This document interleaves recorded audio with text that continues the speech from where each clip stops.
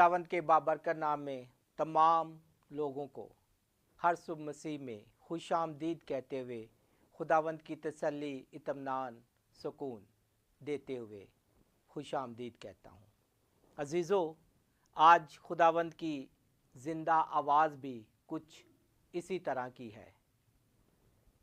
मेरे साथ निकालें ज़करिया की किताब, उसके 13वें बाब की पहली आयत।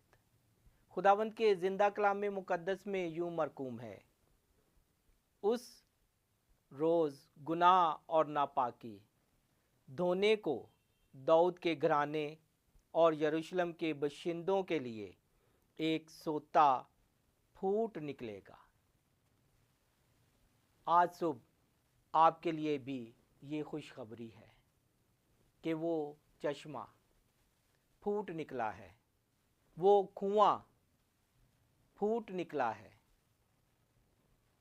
जो आपको हमेशा की ज़िंदगी दे सकता है। खुदावंद यीशु मसीह दाऊद की नस्ल से आया और उसने हमें धोने के लिए कलाम को वसीला से गुस्ल दिया है। अब हमें उस कलाम की पाकीज़गी में चलना है।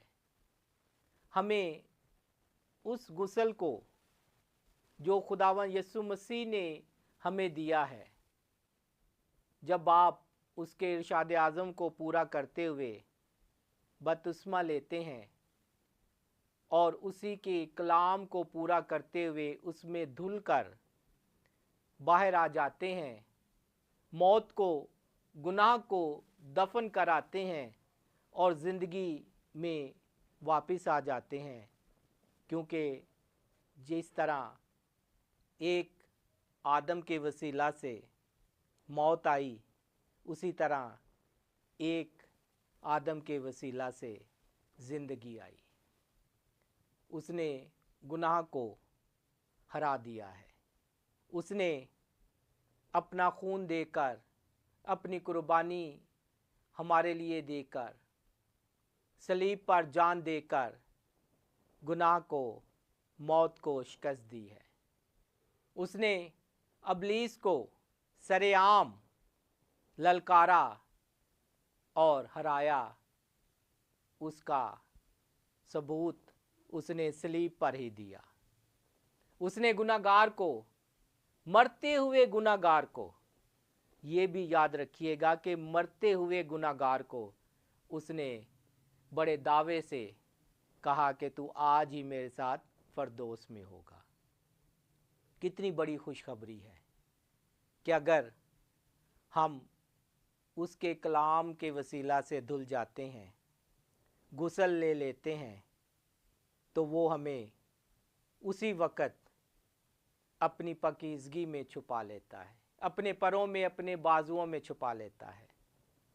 उसने टाइम नहीं मांगा। उसने ये नहीं कहा कि मैं देखूंगा कि तू कब तक मेरे साथ चलता है। उसने कहा, तूने इकरार किया, तूने माना, तूने मेरे कलाम से खुद को धो लिया है, गुस्ल ले लिया है, पाक हो गया है, इकरार कर लिया है, तू आज ही मेरे साथ फरदौस में होगा। वो हम गुनाहगारों को माफ़ करने की कुदरत रखता है। वो तमाम दुनिया पर इख्तियार रखता है। वो हर एक के गुनाह को माफ़ कर सकता है। हमें करना क्या है कि हमें उस चश्मे से आब हयात को पीना, मांगना और उसमें धुलकर पाक साफ़ होना है। आज सुबह आप भी उस चश्मे में गोता लगाएं ताकि हमेशा की ज़िंदगी उस डाकू की तरह पालें। आमीन।